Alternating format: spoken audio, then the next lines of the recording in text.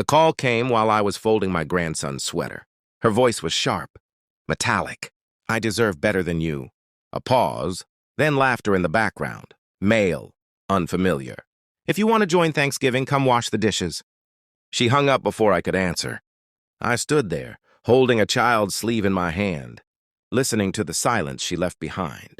My daughter-in-law had perfected that tone over the past year, sweet in public, venom in private, a loving smile at family dinners. A different woman when no one else could hear. My son said she was just stressed. I watched her leave my grandchildren with babysitters 3 nights a week, watched her dress like she was attending auditions, watched her phone light up with names saved as emojis. I said nothing. I don't shout, I observe.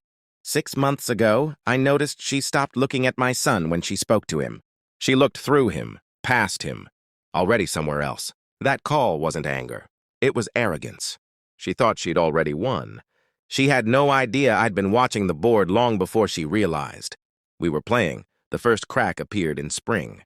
My grandson asked me, "Why doesn't Mommy sleep here anymore?" Children don't lie well. They don't calculate. They reveal.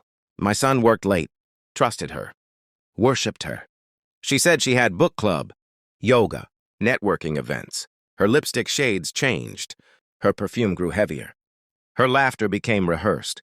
I saw her once sitting in her car outside a cafe, not going in, just staring at her phone, smiling at the screen. That wasn't the smile of a married woman building a home. That was the smile of someone building an exit. One evening, she left her phone on the kitchen counter. While helping my granddaughter with homework, a message preview flashed. "Can't wait to taste you again." No name, just a flame emoji. I did not react. I memorized it. Later that week, I noticed new lingerie in her laundry basket, tags still attached. My son had no idea. He still kissed her forehead before work, still called her Angel. The betrayal wasn't loud. It was methodical. And what disgusted me most wasn't the affairs. It was the way she weaponized superiority. "I deserve better than you," she'd whispered once to my son during an argument. I heard it from the hallway. Better, as if loyalty were beneath her. As if motherhood were a burden, as if family were temporary. That was when I stopped seeing her as misguided and started seeing her as dangerous. I did not confront her. I prepared. A friend of mine works in cybersecurity, quiet man, owes me a favor from years ago. Within 2 weeks, I had what I needed.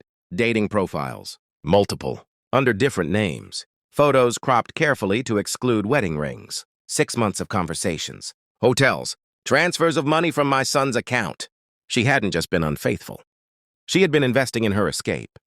I printed everything, not in anger. In order, chronologically, while she was out at Pilates, I sat in my son's study and reviewed bank statements. Luxury dinners, boutique purchases, flights. She had met strangers from apps while her children ate. Frozen dinners with babysitters. I kept my face neutral at Sunday brunch. I complimented her cooking. I kissed my grandchildren goodbye. Inside, I was calculating outcomes. If I exploded, she would cry. If I accused, she would deny. If I revealed too soon, she would manipulate my son into defending her. No, this required precision. Then something unexpected happened. She tried to crawl back. One evening, she called me, her tone softer. "I'm cooking his favorite dinner tonight," she said. "I think we've just been disconnected." Disconnected. 6 months of lies reduced to a technical error. I almost admired the audacity, but admiration and mercy are not the same. I waited until Thanksgiving. She had planned the gathering. Perfect table setting, warm lighting, the image of devotion. My son looked tired, hopeful. Halfway through dinner, her phone buzzed on the table. She flipped it face down too quickly. I stood. "I brought something," I said. An envelope. Thick. I placed it beside her wine glass. She smiled, nervous. "What's this?" "Your 6 months," I replied.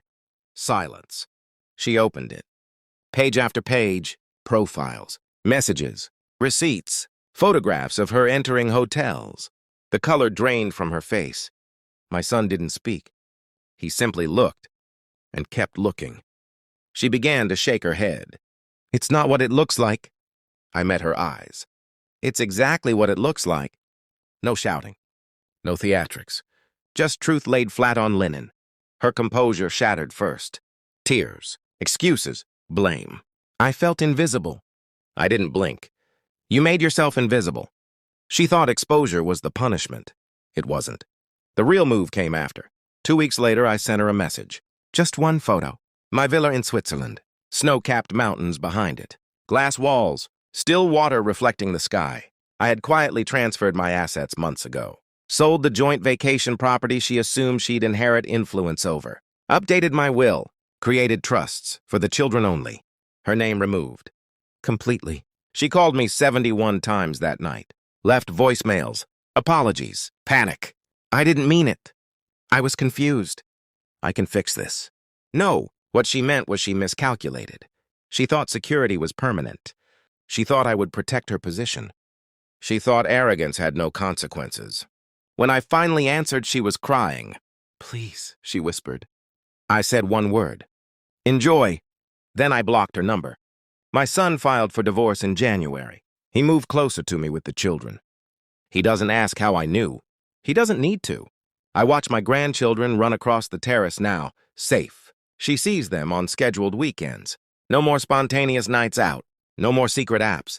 Just consequences. I don't hate her. Hate requires heat. I prefer cold air. She once told my son she deserved better. She was right. She deserved exactly what she earned. And I made sure she received it.